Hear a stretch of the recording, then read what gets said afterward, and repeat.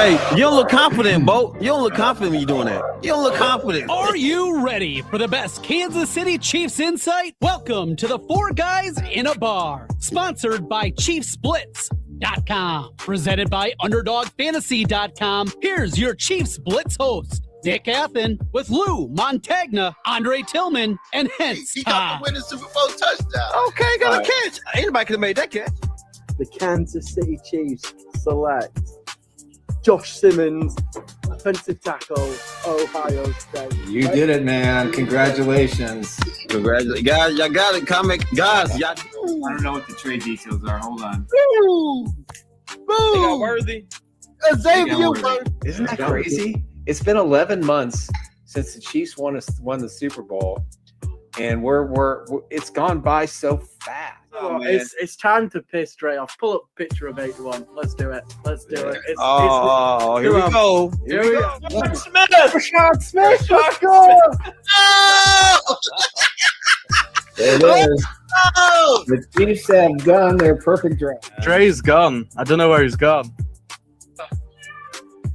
Yo, welcome to the show. It's a Chiefs Blitz night. Breaking down the plays, keeping everything tight. From my homes to the defense, we can be the scoop. Real talk, real stats, we the ultimate truth. All righty, Wex. Welcome to the next Chiefs Blitz podcast. I'm your host, Nick Athan, with our partner and producer extraordinaire, Mr. Hense Todd. Boy, those intros, man, that's when we were all happy. And we're not as happy anymore. We're going to bring in the rest of the gang. Mr. Lou Montagna and Coach Andre Tillman. Gentlemen, welcome to the midweek show on Wednesday. We're here December 10th. The Chiefs are back at practice today. Pre-practice interviews are completed, and it didn't seem like the guys were very enthusiastic. They got a lot of hard work to do, and they're going to need to roll the dice and come up sevens if they're going to make the playoffs. So before we get into all that, let's talk about our sponsor, Underdog Fantasy. And here we go. If you want to play the greatest game out there on the internet, next to, of course, the ones that Lou Montagna puts together for us here at the Chiefs Blitz Podcast. This is what you do. You play 5, you get up to $100 in bonus credits. And all you got to do is hit the QR code, scan it, use the promo code Chiefs Blitz, set up your account, deposit your initial funds, play one time, and you're eligible to receive this special award. If we reach 100 members, we'll do a raffle. We are still a ways to go, so you've got about 4 weeks to go. You'll get Johnny Robinson, Emma Thomas, Lenny Dawson, Willie Lanier, and Bobby Bell signed football case, free delivery, and another $100 gift from the Super Bowl IV era. So with that said, gentlemen, welcome to the next show. We are here. Go ahead. Also, we'll add in, I ain't want to break the news, first, but, we got a little something I'm working on with Tech 9 and Strange Things, music. So these bobbleheads. So bobbleheads will be coming soon. So, guys, it will be in the store out later on the show. Like somebody Strange music. I asked him when he will shout us out pretty soon. So I'm working on that as well. So I'm gonna let you guys see what the bobblehead looks like. Pretty cool. So is he coming out with a new record, or what's happening? Yeah, he's coming up with a Chiefs Blitz song. We just contracted him. No, I'm just kidding. Oh man, that's gonna be sad. So yes, he is coming out with a new no, album, we're talking to a new sponsor right now. So this is one of the items that they're pushing. Sweet. So it's a bobblehead of Tech 9. That is not Hense Todd. No, it's not my head up. Now, if he shaves his head, maybe we might get there. Hensley, what is your role in this new venture? Well, like me, I'm always stumbling across somewhere. Me. Sure. Then I find myself in an odd place. Of course you do. That's how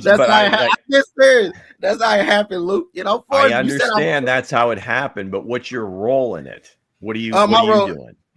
Well, I'll be helping them, promote some of this stuff out there, get it out there among the Chiefs fans. Gotcha. So again, guys, so you're the hype man. I'm the hype man behind it, and we're gonna help get it across the very thing. Nice.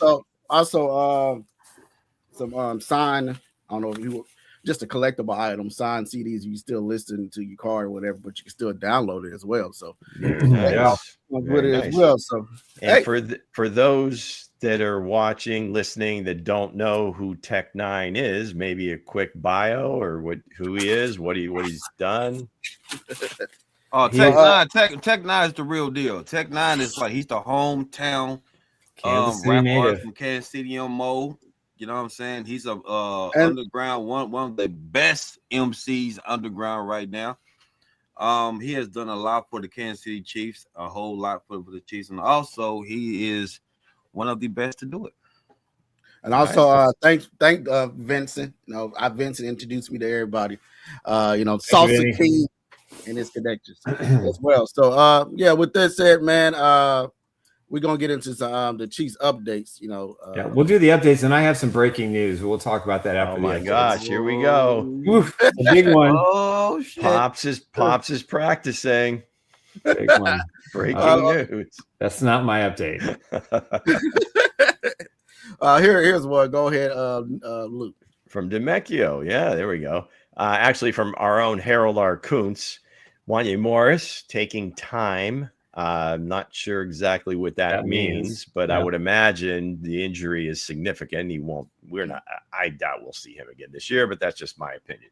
Jawan Taylor's making progress, won't practice today, but Trey Smith will be practicing. So great sign there. T Cuffs also going to work today. Looked like on the sideline, he's moving around pretty good. I would imagine they just held him out to be precautious and hope, again, my opinion, he's been sore, but he will practice. So some good news there. Also from Harold Kuntz, according to Patrick, I don't know the percentages, but I know they're not high. I just know we have to win football games. And quite frankly, that's all he does need to worry about. I mean, the percentages mean nothing. It's happened before where teams with little chance, all of a sudden everything breaks the right way. And wasn't it just a couple of years ago, Nick, where the Chiefs needed a couple things to happen and they became like the number 2 seed? It was four things that had to happen. I did the 4-team parlay, won $1,500 on that one. That was during the Herm Edwards era. No. I'm going back to like the game where Kevin Harlan they had the Dolphins game up on. Oh, that was different. Yeah, that was just different. A few years ago. But they got a much better seeding when all that stuff. They got happened. a 2 versus a 3 seed. So it can happen. It can happen. So roll it back. Hence, I didn't get that last one.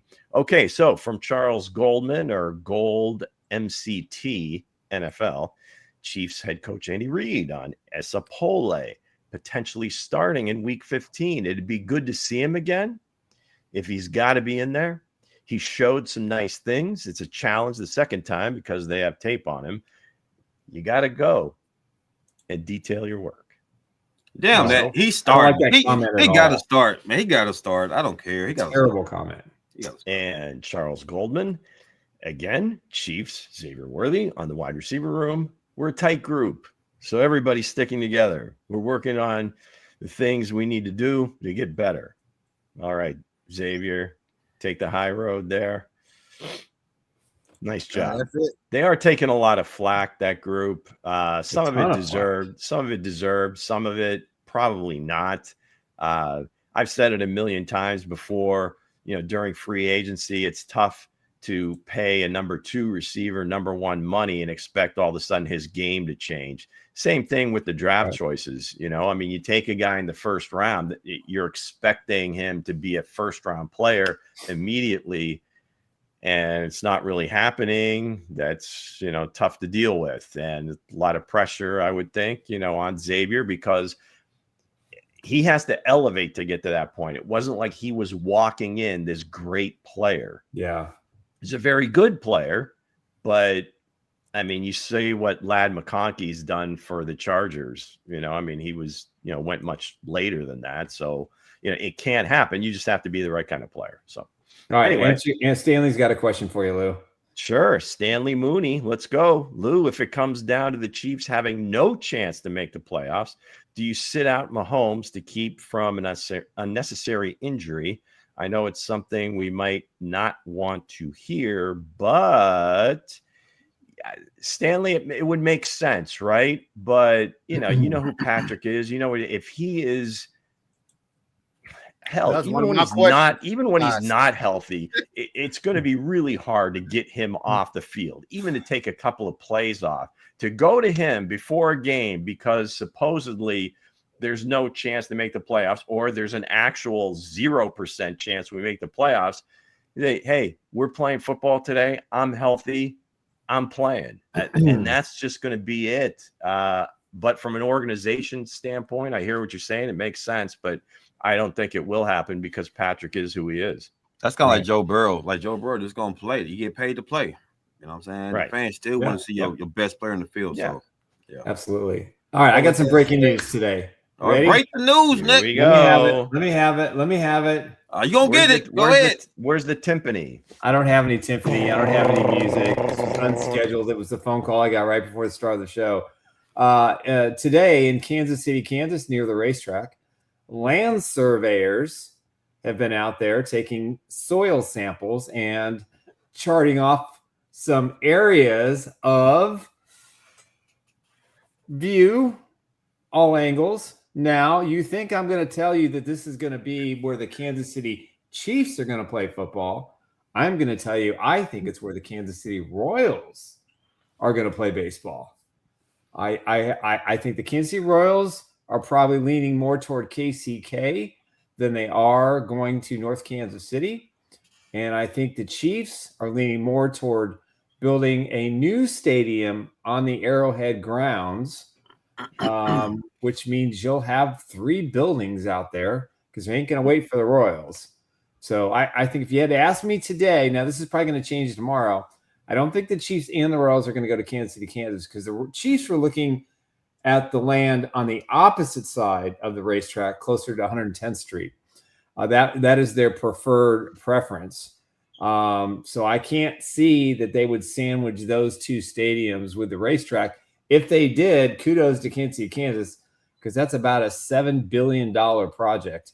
And I don't know who's going to pay for all that or where they're going to get the money or the star bonds.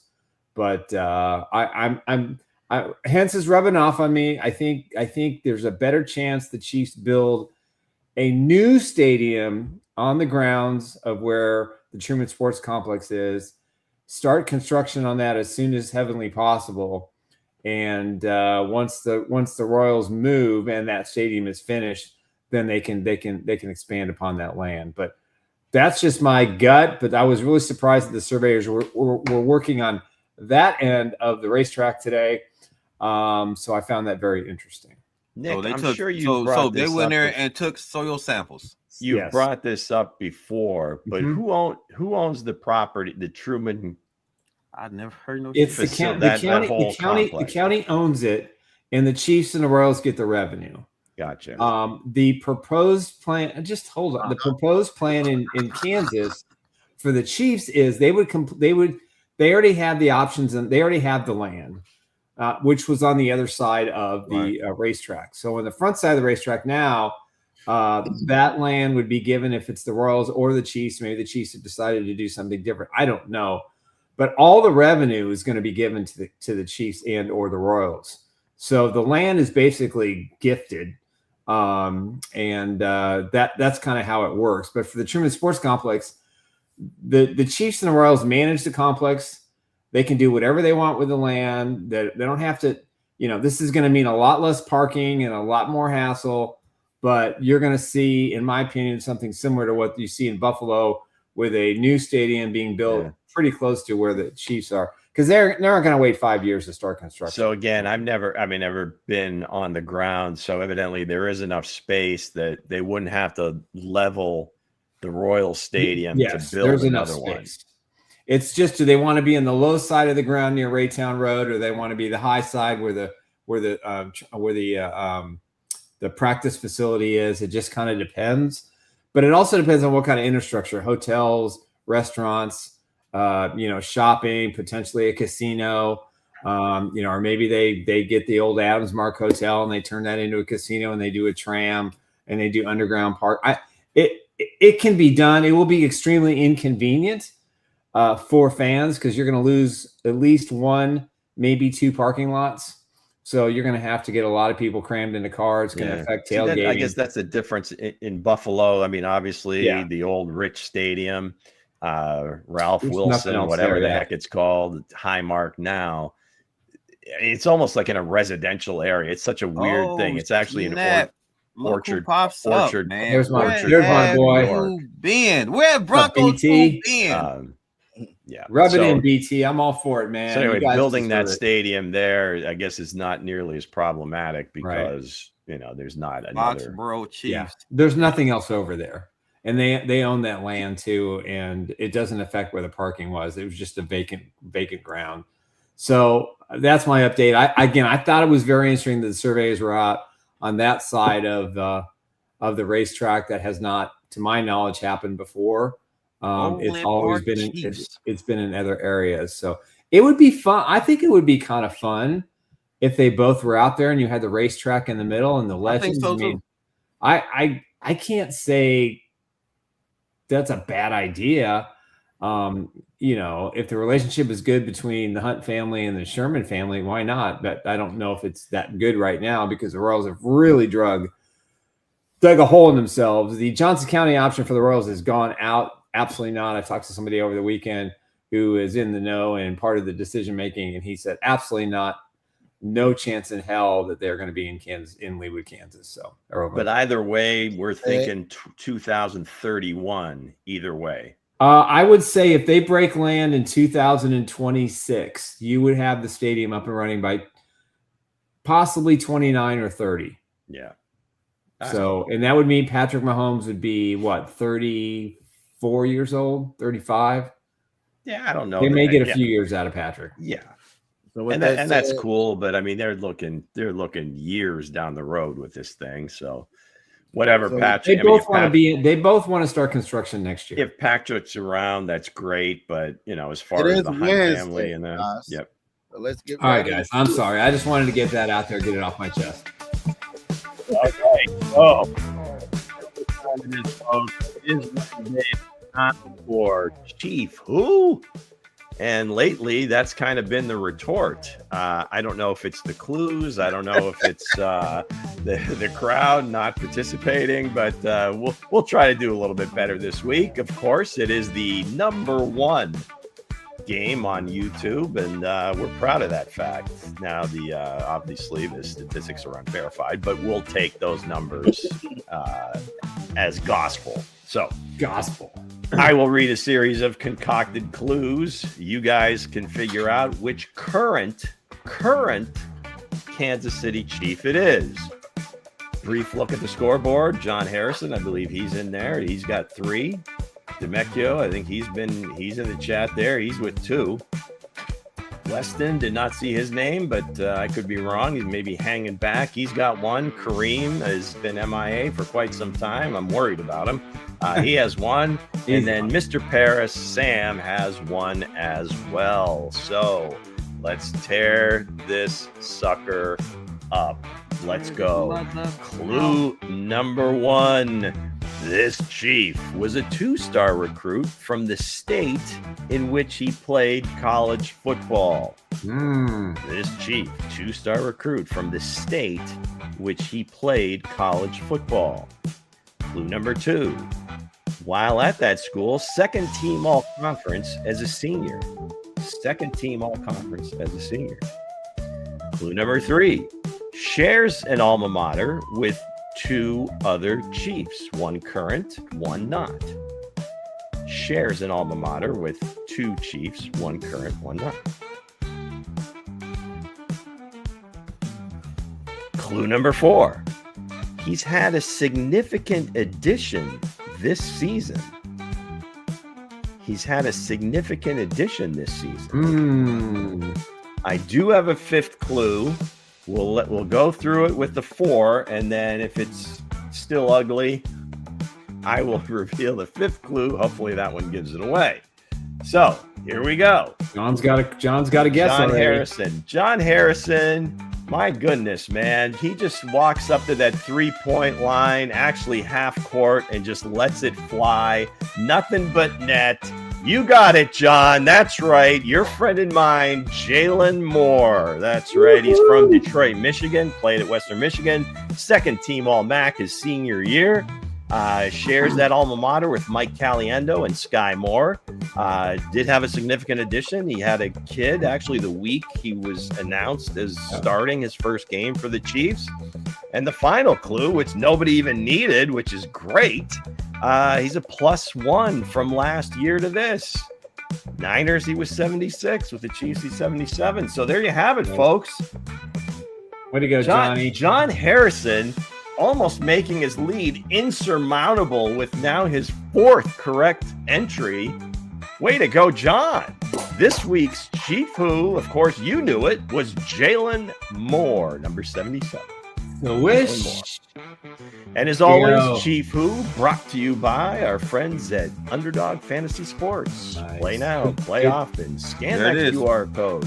Use the promo code Chiefs Blitz and get rolling. $5. Hey, and if you lose that play, you get 100 to play around with and then make some options. And then on top of everything else, you're put into a drawing to get the biggest prize of all is Nick's ball. Nick's ball. The fuck? That is a prize possession. Oh my goodness. That's a prize possession, man. Yeah, you get Nick's. Yeah, you getting Good job, John. There it is. All right, guys. Appreciate y'all. And Nick's balls is autograph signed, guys, by every Chiefs player. Well, no, there's 4 Hall of Famers or whatever. I want Nick's CD. Broncos too. Not trolling today. Broncos too. No, Broncos too. I like Broncos too, man. I'm gonna come in here lightly. I'm gonna come in here lightly. We're gonna get you on the show for the Chiefs. Before the Chiefs and Broncos, we'll do a segment. Yeah, Christmas morning. I think not Christmas Day, maybe Christmas Eve. You've earned it, man.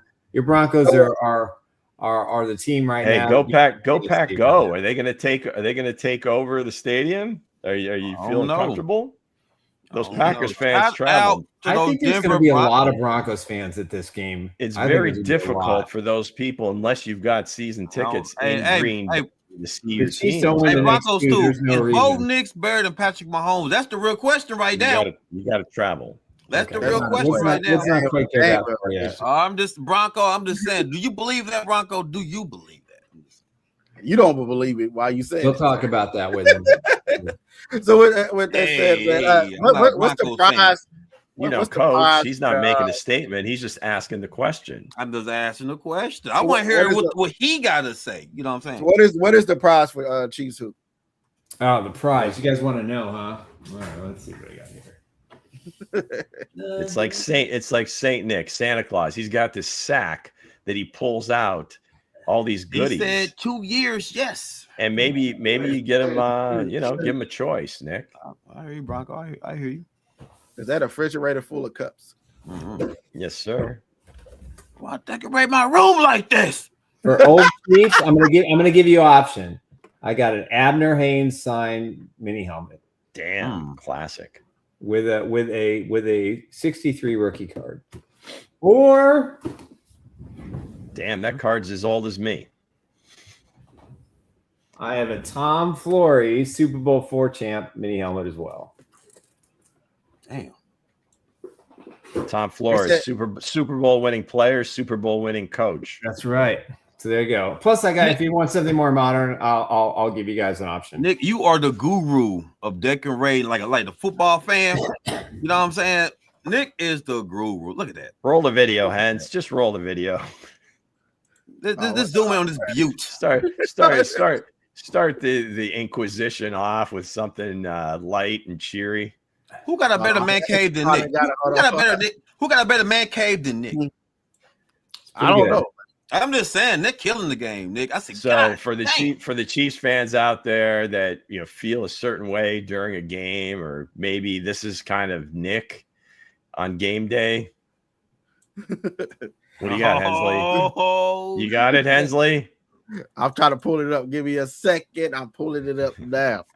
But other than that, man. So while he's working on that, that's a nice prize. I guess the the thumbnail or whatever you want to call that opening thing is still talking about this play call that Coach Reid had. I think it's people are more pissed off, not so much at the action. Here we go. I'm pulling it in. Hold on. Okay, so not so much that what the play call was, but the decision to go for it at that part of the play field. call was gas. The play call was would you say that is more a question where they were situationally and everything else? No, it was where they were was the worst part of it. Coach, what did you take that risk? Hold on, here it is. I gotta fix this sound. And that's Nick right there in his room. That is not my room. Wow. Where's that engineer? Why the fuck do I decorate my room like this? Every Chiefs fan after a loss.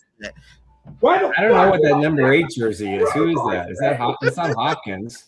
I think it's an 8. I think it might be 88. Oh, okay. Because the 8's a little too far to that side. So, but yeah, let's go ahead and get it into the. All right, dun-dun-dun. Yeah, the questionable play call. Where do they go from here? Yeah, again, it's not so much the call, it's the decision to go for it. Tie score, the defense playing as well as it has at any point during this season. And they just completely had them shut down. Do you just feel like, hey, I want to show more. I want to show confidence in the offense because they're having some struggles. Again, I don't know if that's the place and time that you do it, but it's just one of those things. It was just momentum, though, Lou. It was a momentum. They wanted to show that grit. They thought the offense had that grit and get the job done. That's what you give them short fields, 2 series in a row because they went for it on 4th and 4, 4th and 5 after they, So, yeah, it's a tough one. Yeah, it's a real tough one. I mean, Andy made the decision. He's talked about it. I didn't listen to today's press conference yet, but I don't know if it was asked him on him today. But I mean, he did answer it on Monday, and he was pretty upfront. And it was his mistake. But as far as a play calling ideas that the Chiefs must adopt, how about more screen passes? How about some end arounds? How about a flea flicker? Anything that could potentially jolt this offense into a big play. Now, the Chargers defense played a really bad quarterback Monday night, so I'm not sure how we can really gauge them. And we'll see what happens on Sunday. But Andy has always had an issue with bringing out too much of the playbook before the postseason, and I think that's been his biggest flaw for about a month now. Not understanding how important bringing it out or not. Jalen Hurts for not opening the playbook even more in the regular season. He is always kind of treated most of these games kind of in a vanilla sense because he always felt like his team was going to make the playoffs and they were going to win 10 or 11 or 12 games every year. And he hasn't brought anything out of the bag that's new. I mean, this offense is stale. It's very predictable. You can tell what they're doing based on personnel. But I'm telling you right now, Andy has failed to treat these games over the last month as playoff games. And that's why they're 1-3 in those games. Maybe I'm just saying, maybe they don't want to adapt. Maybe they knew they had 5 picks. Maybe they knew. I'm just saying. No one's talking about the NFL draft.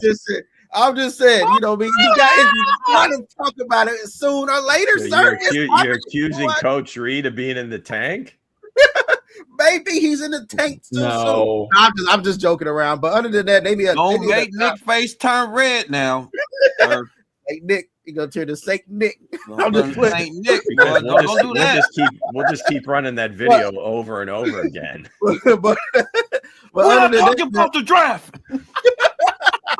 But what they need to adopt to, man, is more screen games, more adopt to change the guys that ain't got the hot head.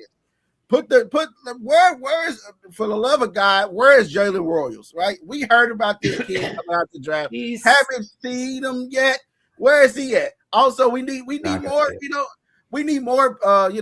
Guys that's in the locker room that's going to actually run these plays, because if you see them plays last when they played the Houston Texans, you went back and watched all 22 film, Man, I'm gonna Because call. we know you did. I'm gonna call Hense Mr. All 22. And if we I'ma didn't call Hense know, Mr. All you're going to 22. tell us. You're going to tell us over again.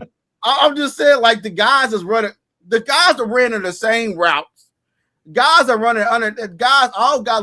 How all you guys in the same area, right? And yet you and for the love of God, Nick said Juju Smith-Schuster is a wide receiver coach on this team. Hell, if that's the case, get Juju off this team and the wide receiver coach as well, because these guys are running bad routes. And like Hurl said on Monday, why the wide receivers in the locker room talk about, hey, we need a lock in, and it's way too late for that. And we talking about lock in. Come on, guys, they need a doc to put in the new guys into the system. It's a good reminder. Well, I'm gonna say this. Something that you put on the ice box and say, hey, I got to be at the doctor's appointment around this time. You know what I mean? So I got, when I open the fridge, it's going to be Same thing. What the hell do they need a reminder to be great? What the hell are we talking about here to be a reminder? Locked in. They should have been like this goddamn training camp. In the same breath, I believe the next statement was just remember to put your socks, the red socks, on under the white ones. Man, listen, we can all talk about the play calling. Let's keep it a buck. The Texans whooped that playoff football. They was landing on hits after hits because that hit on Rashee Rice was beautiful. I ain't gonna lie. I said, damn, we folded his ass. So I was like, well, the ball was in his hands. The ball was in his hands. I was like, somebody on X said that Rashee Rice felt how it is to be running into traffic. I heard that. You know what, Bo? I heard it. I heard that. But and they was in Texas. Look, and they was in Texas. It was a Texas team. But here's the thing. Andy Reid, man, they called a good game, man. Like, it was drop passes, guys. It was all drop passes and shit. They played tough defense. You know what I'm saying? So I'm gonna give credit to the Texans defense, but you got to catch the ball. Got to catch the damn ball. Because Kelsey, everybody talking about Kelsey again, right in his bread basket, right? It was on Kelsey. Just catch the ball. Because it seems like the easy answer. I don't know if it's Chiefs fans or our questions always seem to revolve around it is play calling. It's like a buzzword anymore. Play calling, quite They practice all these plays. This is their offense. This is what they do. Okay. At the end of the day, somebody has to make a play. Do we lose, Lou? Look at that face. So regardless of what's called, you still make the play. So that's either catching it, that's running a crisper route. So you're open on time, and everything else that we can talk about. And you can talk about all the speed that's on the field and everything else. It's not that easy, right? Somebody has to be maybe not put up like number one numbers or be targeted more than everybody else, but you certainly have to have that skill level at that position to put the threat into the other team's defense. So in terms of ideas, I think they've been very successful. Their offense is more successful under center than it is from gun, and there's numbers out there to bear it out or whatever. Maybe Patrick just prefers being in the gun. I can't think of any other reason once that it's gone that way and the numbers have shown that they run the ball better, they pass the ball better from under center. Sure they do. So why don't you just keep doing that for a bit? See how that keeps going. Or we need a revamped offense. That's what we need. Well, I don't think it needs to be revamped. I think that the offense is fine. Again, the players within it have to make plays. I don't know what else you can do for these guys. It's stale. It hasn't changed in 3 years. It's the same offense. Which I think offense or fundamentals. There's no ebb and flow to work to keep doing what's working. Right. So to your point, you make a valid point. Go under center, it works, and it works at a high level. My thought is that they stop doing it. My guess is the only reason they wouldn't do that is because Patrick prefers to be in the gun. Well, because he doesn't have to turn his back to the defense. He's further back. He doesn't have to drop back as far. It could be any number of reasons. This is just my opinion. I have no idea. Lou, you always give great opinions, Lou. But it really seems like if it's working and the coaching staff likes to, it's got to be Patrick, because before the game, they put a game plan together. On that sheet is 100 plays, whatever. They don't get to all of them, but as the game flow goes, they kind of go to the different compartments on that sheet. Well, if they practiced it, and also I'm assuming Patrick has a huge say in what goes on that sheet. Yeah. So, you know, there's a lot of maybe not a lot of hands, but at least 3 hands that are in this stew. It ain't a lot of hands ain't catching the ball. That's the problem, right? There's a lot of drops, leading the lead in drops. But that really hasn't been a huge problem all year. It really showed up in that game because they couldn't score. But guys was open though, right? Guys was open, wide open. So you can't say they're bad play calls. Right, you can't. So you got to say it's the hands. Who's going to be the guy with the secure hands, though? It's Butterfingers Chiefs edition. That's what you're going to find. The second most drops in the NFL. That's why they're 6 and 7. But the thing is, even Coach Reid said it. It hasn't been their MO. That hasn't been a huge problem.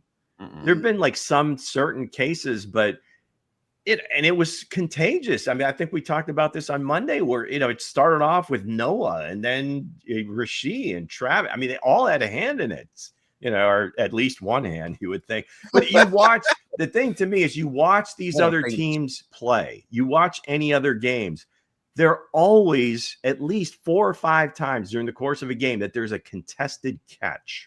I know one guy. I know one guy that ain't going to drop the ball. So part of it, I believe why Patrick doesn't take some of these shots is that he doesn't have confidence in these guys making contested catches. Yeah, that's true. Because it almost seems like the only time the offense flows is when something receiver in the draft. When something is schemed open, and that guy is just in an open window, catches the ball, and then does whatever. Because you just don't see many tight window throws. It's all, if the guy comes open or it happens after Patrick has scrambled a bit, and it's all scrambled drill stuff. Mm-hmm. So he's also got to stay in the pocket more. Just catch the goddamn ball, man. That's the other part of it, Nick, is that's also who he is. I mean, you guys remember Hense was pretty adamant about, how much he loved Patrick coming out of the draft process.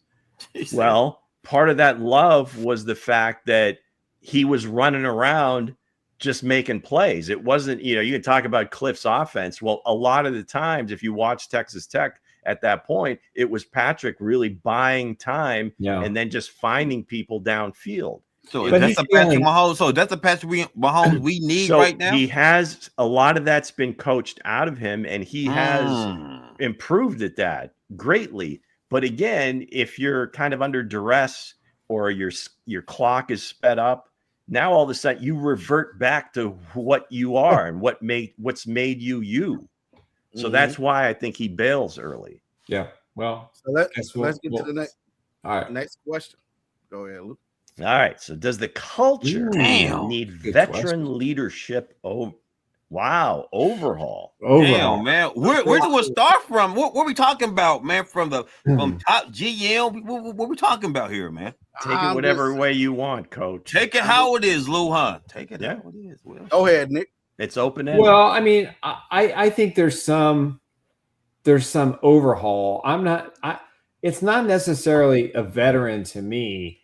It's going to have to be several position players that just step up, a Nick Bolton kind of type or a Drew Tranquil kind of type. You can't just rely on Patrick, Travis, and Chris Jones. Those are the 3 staples. Now, one for sure, Patrick will be there next year. Chris, I'm assuming Kelsey, probably not at this stage. But you look at the teams that are playing well right now at the top of the AFC. You look at the Broncos. They've got dogs on the field. They've got leaders on the field. They've got players that refuse to lose. The Patriots kind of have the same mentality. And you look at their mentality, you look at the way they play on the field. They have a togetherness that the Chiefs have had in the past, but maybe not so much this year. And that's not a knock, because the Patriots and the Broncos, they don't have any pressure. They have no recent history that's going to say they're in the midst of a dynasty, or they're trying to, they don't have the pressure the Chiefs have. They don't have the schedule that the Chiefs have year in and year out. So what I'd like to see is some young guys, step up who are not the main 3 or 4, and let them have a turn at saying, listen, we weren't here for all that success, but this is what we're going to need to do going forward. And I want to see them more like the Patriots. I want to see them more like the Broncos. Do you think the younger guys kind of walk around on eggshells when it comes to that? I think that, Luke, because Patrick is who he is. Travis, these are like almost icons, and Chris Jones. I think we talked about it earlier in the season, where we need some of the young guys to kind of. Well, Luke, I just say this: it's one guy that's coming. I'm going to bring it to the draft because it's the only one guy I see. Well, bring it to the draft then. It's Xavier Young. If you ain't seen Xavier Young from Mizzou, DN, guy's a beast. Trash. I mean, if you go watch his tape at coin toss, he told the other team, he said, "Hey, I put it on my mama. We're gonna kick y'all ass. We kicking y'all ass at the coin toss. I don't care what it is." He said, "Y'all." He was. You heard him on the mic. He was going loud. But this kid all said, 22 has spoken. We missed that. we missed that on this team, right? Justin Reid, that voice, that carry, that bark in the backfield. Frank Clark on the team, that bark in the backfield to say, "Hey, we're not going to lose this game. We're not sitting down on the sideline looking at cameras and looking at no bags. I'm getting everybody's butt." Toronto and Matthew, right? We need that kind of dogs on this team, and that's the veteran leadership. I remember Derek Johnson, man. Derek Johnson was like that too, man. We missing that type of dog on this team, man, and it ain't out there no more. You got Chris Jones. Chris Jones, that dog too. He is too, but I'm just saying, like, you missing that type of veteran leadership arts. Even somebody that's trying to bring that type of pitch. Trying to say Chris Jones' voice ain't really high pitched to do that. I'm just saying, like some guys is going to rile the locker room and leave it all out there as a veteran, not just take a hit and get up and say, guys, this is, I don't have it on the sideline with your head down. You got to have that guy with the old Patrick Mahomes, like, wait, we still in this. I don't see that anymore. I don't see guys on the sideline riling nobody. You got to say, to their credit, whatever they discussed or whoever stepped up at halftime, that defense came out and who said it though? Lou, who said that defense? I don't know. That's what I'm saying. Whatever that was, whatever they needed, they got it. Chris Jones was like, that's what he looked like 5 years ago. Hey, Chris Jones there with action though. Chris Jones there with action. I heard it was no Williams. That's why I heard no Williams. I'm just saying the rookie. No, that's great. That's great. Some of these younger guys have to kind of make their and again, not to step on their toes, but again, you got to bring them along because I've said it all along is that they really do miss Tooney. Reid. Yeah, because you was glazing over Tony, man. You was like, oh, Tony's a big. I'm just saying on the offensive line, and I'm not saying that, like Creed and Trey, I think they maybe even still view themselves as like young in the league, and they kind of are. But Tooney has just been there, done that, 2 different teams, rings all over his hands, and just has always been identified as one of the top guards in the league currently, and maybe not ever, but pretty damn close. I mean, he's always regarded that highly, and I think he's the type of guy that isn't like a big rah guy, but when he would speak, I'm sure those offensive linemen were like, I'm gonna say this, ears perked up. Hold on, before you say that, real quick, go ahead. Before you say that, that's why I brought this question up, because the veteran leadership, I was told by somebody, hint, that Juju Smith-Schuster is a wide receiver is it going to be a wide receiver coach on this team? Only coaching I've seen this man doing is having guys dancing on TikTok. Okay, you keep. That's all I have. You are really good at that. That's all I'm saying. Like, if you ain't been out here showing, if these receivers are running wrong routes, he's really running routes, and still asking why can we get in the game and we back in the league. I mean, later in the season, asking, we got to lock in. Juju got them locked in on cameras and dancing in the locker room. We need that. We need so unfair. That ain't unfair. It's the truth. It's hold on. You can do both. Nah, you can't. Okay. Not if you losing. Ain't no time. If you losing, ain't no dancing in the locker room. Okay. My coach always told me that ain't no dancing in the locker room. The Chiefs don't have a wide receiver coach. He's a defensive guy. He's no business being a wide receiver coach. Hold on. No business being a wide receiver coach.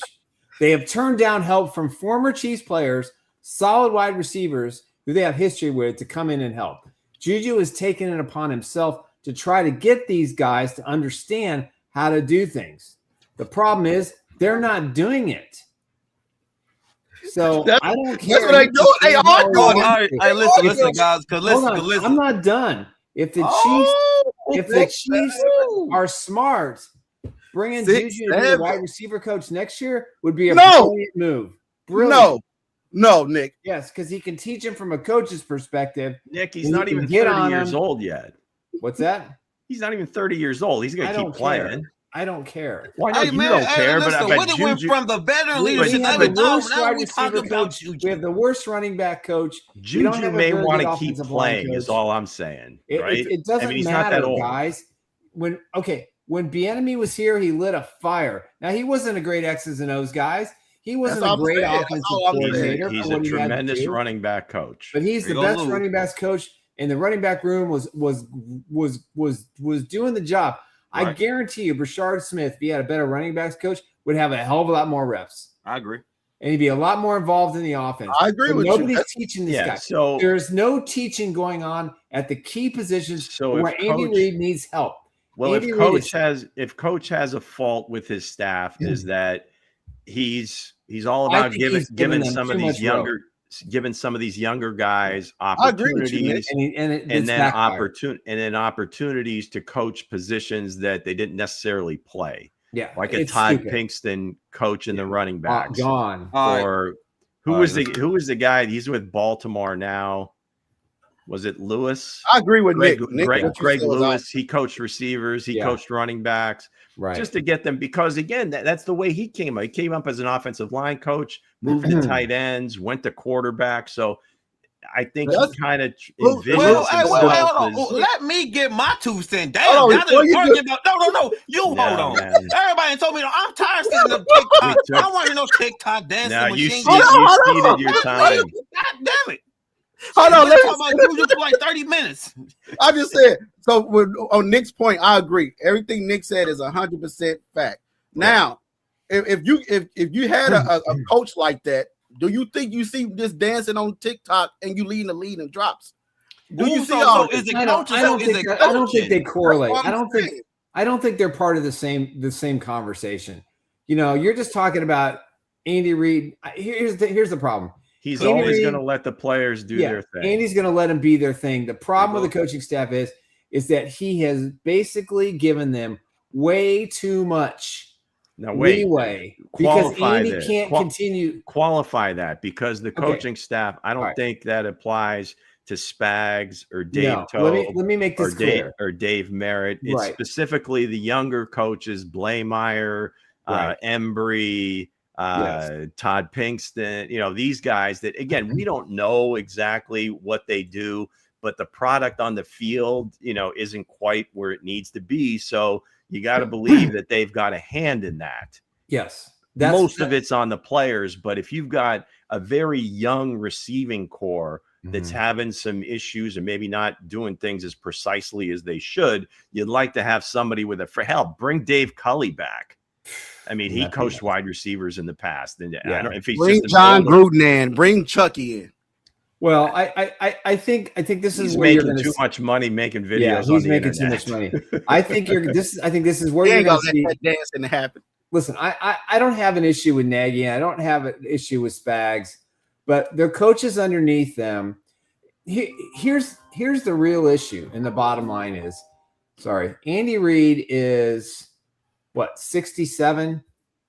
Nick, I don't think he's that old. He's about 66, whatever. Yeah, he can't continue at this pace. He can't go in the office at 3:00 in the morning every day. He's going to have to rely on the assistant coaches, and that's the position guys. And the position guys' responsibility during the practice is to go through the drills, get them ready, teach them situations, go in the film room, and break it all down. And instead of Andy having to do it all himself, he's relying on these people. Now, that responsibility falls with Nagy and it falls with Spags. But I think as much as you're asking, I'm going to defend Andy here, as much as the Chiefs are demanding of Patrick Mahomes to lead him through this, I think they're equally demanding for Andy Reid. If he's not getting the coaching support he needs and the teaching isn't going on, and the guy can't be in both sides of the room, he can't be in every single meeting, he's got to leave it up to these guys to get these guys prepared to play. And what we've seen this year is there isn't enough of those up-and-coming veterans to be able to kind of take a step forward and say, watch me, this is how I'm going to do it. Okay, you look at Nick Bonita in Denver.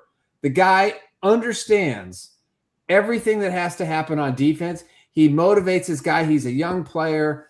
The Chiefs need a fire like that on this roster. So real quick. Now, wait, hold on. Let me get my take. Y'all took an hour and 30 minutes talking about this, and your boy you use up about 5 minutes just ranting about nothing. Come on, my damn throat dry. Shit.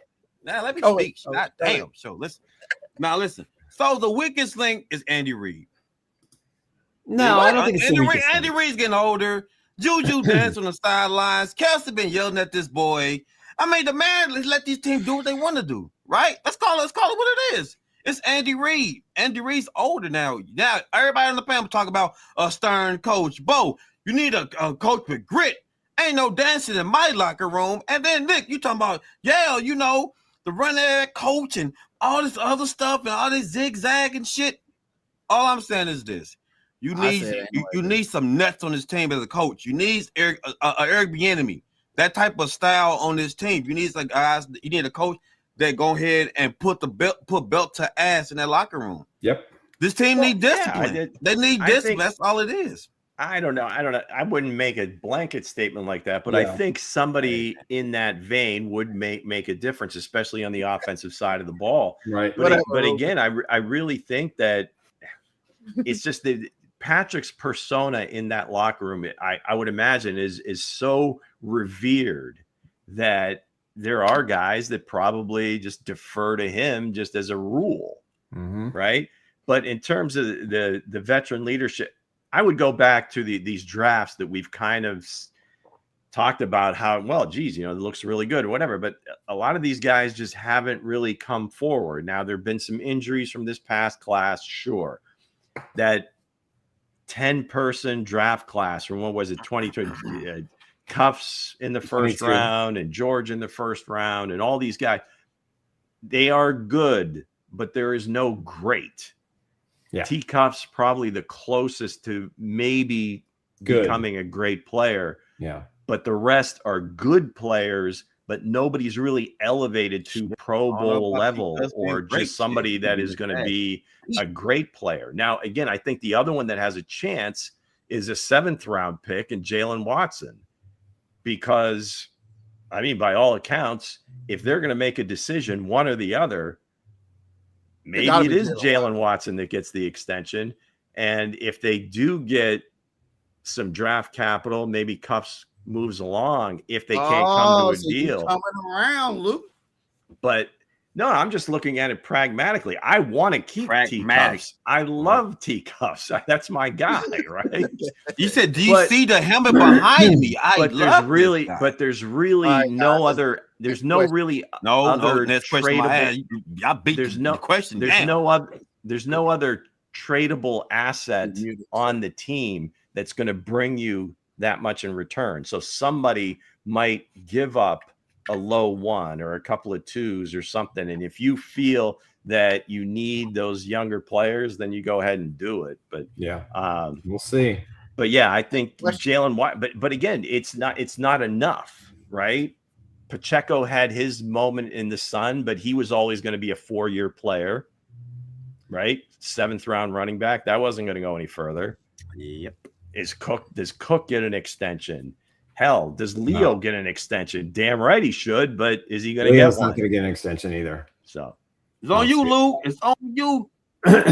Is the Chiefs' culture of clutch completely broken? Yes, it's broken. I don't think it's completely broken. I think it lacks some confidence. I think it lacks focus. Some penalties have taken away some clutch moments. So I think it's a combination of all those things. I mean, I think this pretty much refers to Patrick, because he hasn't made the plays. When you throw 10 straight incompletions, and granted 3 of those were intercepted, that's not a good afternoon from your quarterback, especially in the 3rd and the 4th quarter when you're needed. His worst game as a Chief. Yeah, by far. And, and he's taking the blame when, there were 10 drops and 3 interceptions.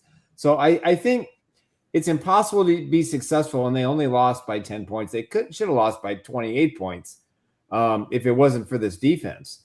And I think the aura of the Chiefs from the rest of the league's perspective, they don't have the same respect. Everybody thinks they're beatable. I don't think there's a team. I think all 31 teams are scared to death the Chiefs are going to get into the playoffs, but I don't think the other 31 teams believe that they're going to do it. So they're going to get a free pass in 2025 with the Chiefs not in the postseason to get your Super Bowl. Buffalo, Baltimore, New England, whoever it may be, Denver. This is the open window you're going to have for a year, because I think the Chiefs will retool successfully next year. But the clutch part of it for Patrick, and I think this all is on Patrick. He's hurt. He's got a knee issue, which we don't talk about anywhere near enough. You've got a situation where he's not confident in his offensive line because it has changed so much again this year, when we thought it was going to be an effing stable. We thought it was going to, that was his line of stability, and that's all changed. And though they played better than I expected them to play against the Texans pass rush, I think Patrick still thought the pressure was coming. At times it wasn't. So I think still a rookie left tackle. Yeah, still all these things. So I think at the end of the day, I don't necessarily think it's broken. I think right now it's just a lack of confidence and a lack of belief that the guys are going to make the plays, in which on offense, at least, Patrick is responsible for putting the ball in a place to where they can be successful. But if they are, the clutch part of it is Rice has to make those catches. That was a hit, though. Worthy has to run shorter routes on 3rd and 4th down to get a first down. Noah can't drop passes. Throwing the ball to Travis Kelce with 3 people around him tells me there are other guys open. So I think the whole aspect of this. Film says. What's that? So that's what the offense. Okay, well, you got to get a chain. You got to get a chain, Hense, that says all 22. All 22, all 22 on that chain, man. Patrick cannot do this by himself, and these guys are relying way too much on him, and I think that's why it's broken. I say the clutch thing is broken on the offense coaching coaching staff, because you've seen where the defense was, looked like they came out the second half and they just said, you know what? Spag said, nah, we changing this up. I'm coming to hit you with this, hit you with that. And Texas wasn't doing nothing. You know what I mean? That was clutch there. That shows that, hey, I'm going to use my guys at key moments, switch this around, and that was clutch. I thought the offense would come out and show the same clutch identity, and it haven't been there for 3 years, guys. Haven't been there. The clutch haven't been there since Tyreek Hill was gone. They won a lot of one-score games last year. I know, but it ain't clutch anymore this year. That's what clutch is. I understand. But I think the clutch this year, I meant to say this year haven't been there at all. Go ahead, Drake. Oh, man, the clutch is broken because Travis Kelce is broken, guys. Oh. Now, every look at that against the Eagles. He dropped the pass right in the bread basket. Boom, interception to the crib. Look at what I'm saying is this about Travis Kelce, guys. Travis Kelce, let's face it, he's getting old. You know what I'm saying? Travis Kelce knows it. Father Time is kicking him dead in his ass. You know what I'm saying? And so, like I said, it's on Kelce, man. Like Nick, you say those other people are open. Hell, that's Travis Kelce. That is the best tight end in the NFL. You're supposed to make that catch. We're not disputing that. He's supposed to make that catch, and he did. Yes. Guys, we know Travis Kelce is the clutch gene. Mahomes and Travis Kelce, Montagna and Rice. You know what I'm saying? That's what it is. Like in the fourth quarter, you go to your go-to guy. Right? And Travis Kelce dropped the pass. He wasn't hit. He dropped the pass. Well, I think we're speaking also in general. There are obviously there's. That's what I'm saying. But you look at it. Are we talking the clutch gene of the Kansas City Chiefs? The clutch gene is Travis Kelce. So in those situations, obviously this year it's just not happening. And then I think it's almost like a contagious situation. It was in reverse the past few years because it seemed like, hey, if the game's close in the fourth quarter, we know what's happening. We don't know who's going to make the play, but it seemed like every week somebody would make the play, whether it was Patrick, whether, Noah on a couple occasions, Leo blocking a field goal. I mean, it was kind of spread out. This year, as soon as it started not happening, I think then because they were so used to doing it all the time and guys that have come into the league and all they know is Super Bowls and we just win every week. It doesn't matter what the score. It doesn't matter what's happening in the fourth quarter. If it's close, we're going to go down there and finish. And then all of a sudden it starts not happening. To Nick's point, the confidence starts to go a little bit. And if Patrick gets sped up, if he starts kind of waning a little bit, that kind of filters through the rest of the team because he's the guy. I mean, imagine, in those situations back in the day, if Jordan just, started missing shots or whatever, the rest of the team it's just going to look a little bit different. So, is it broken for sure? Because obviously they can't win a one-score game. I'm trying to tell you, boy, that usually Kelce make those grabs, man. So no question. And really the whole team. So now I get that part though, Lou. If you look at the way Travis Kelce, just his resume, man, big moments, man, he's elite. That's not in question. Yeah, we know he's done it for many years, and this is very uncharacteristic. And he's the first one. I mean, if you go watch New Heights, I mean, he spends at least 5 minutes, kind of basically, telling on himself that he's just not making the play. To the man in the mirror, like Michael Jackson said. That's right. That's where it starts. Let's get to the next question. Right here. I'm gonna go out there and I'm gonna say yes. Be limited. I would like to see Gardner. If the Chiefs are 6-8, the playoffs are over. There's no chance. I would like to see Gardner Minshew play for a couple of weeks and just kind of see what they have as a backup for next year, and let the young guys play, young offensive linemen, young running backs, young receivers, and there's nothing to play for if the Chiefs lose on Sunday against the Chargers. Nothing. Go get your better draft pick. Go get your. I got the love train going right now.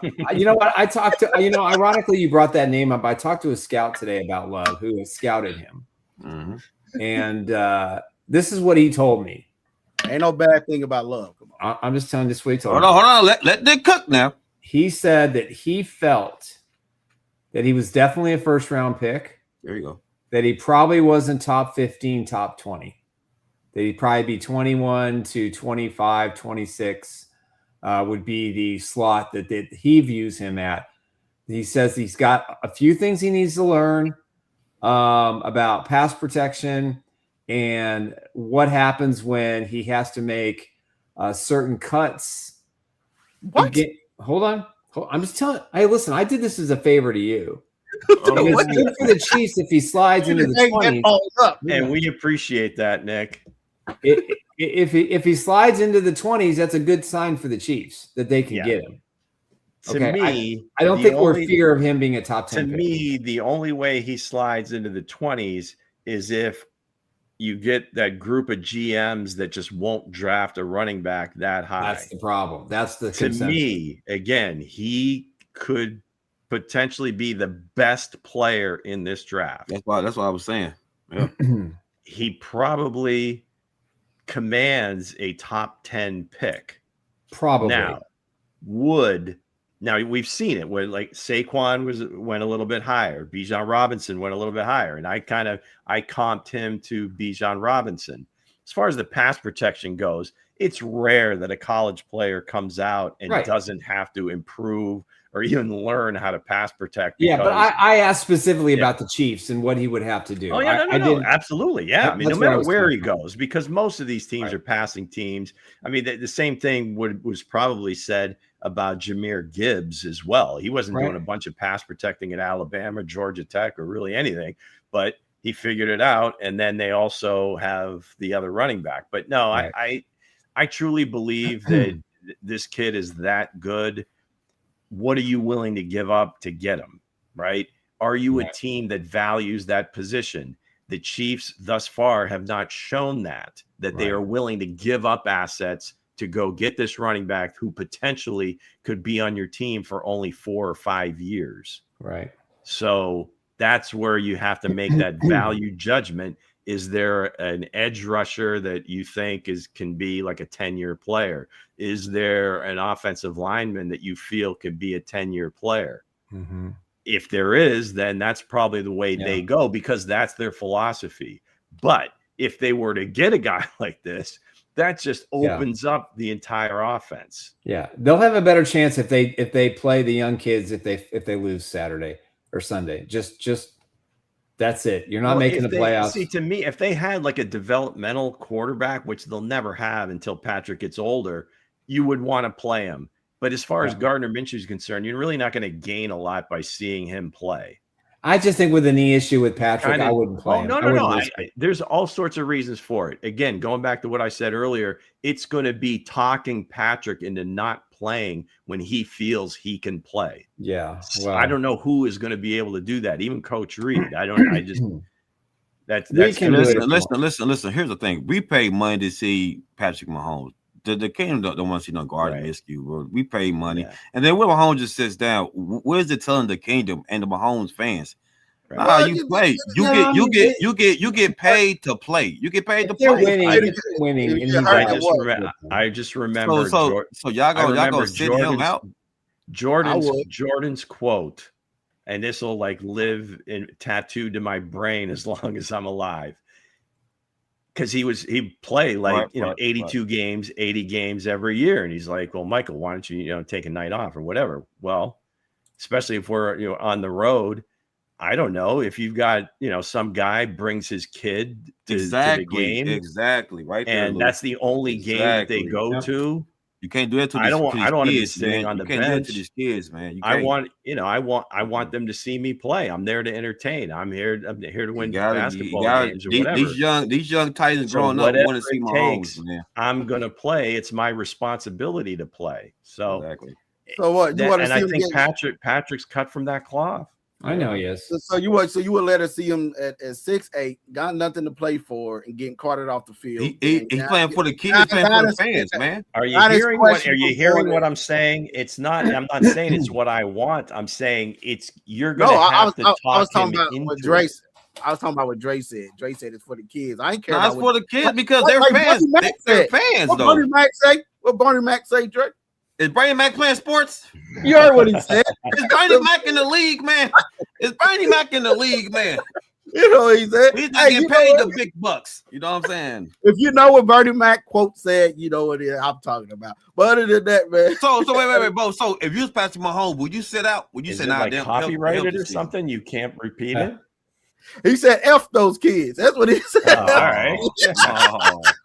Oh, bro, it's over. Hey, it's over. You ever say that shit? It's over, bro. That's over, bro. That's what Bernie Mac said. That's what he said. But other than that, man,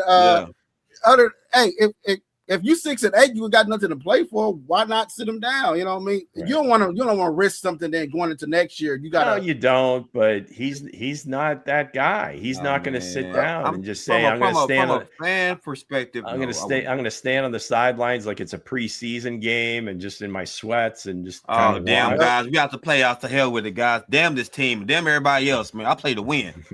So if he's like that, then you have Brittany hide all his car keys. You take all the tires off his car, and you cancel all Uber rides to his house. They throwing the only thing that it would be Mahomes' car, man. He gonna get the work. Somehow like the team doctors, trainers say, you're really the injury that you have can be like 10 times worse.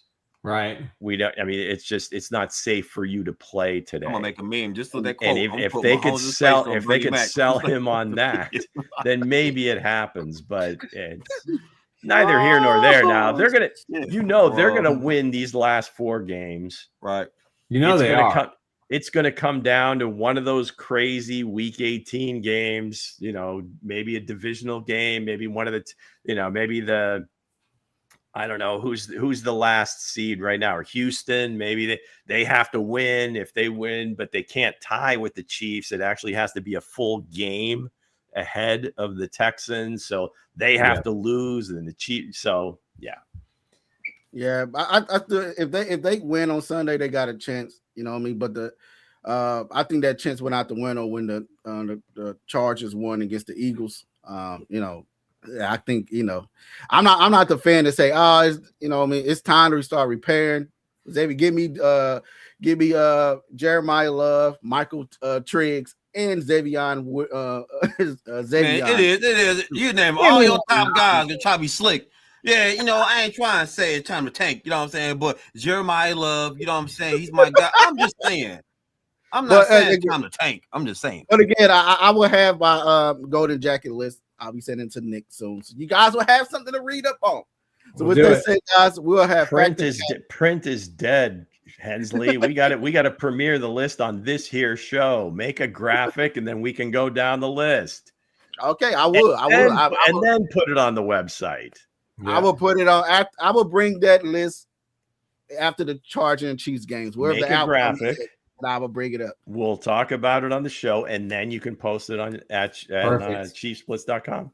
Perfect. So with that said, guys, we'll be back with Factor Cat on Friday, and we want to thank everybody for joining in, and thank you all you guys for sharing everything that we do, and also thank all the Chiefs fans for sticking in there. Hey, and even the non-Chiefs fans. It probably ain't on here. We probably don't win the division, but if they probably can sneak themselves into the playoffs, but it's a lightly high chance. But hey, the future is love. Hey, blame Bo, because I'm about to make a mingle with Bernie Mac. Blame Bo. Whatever, sir.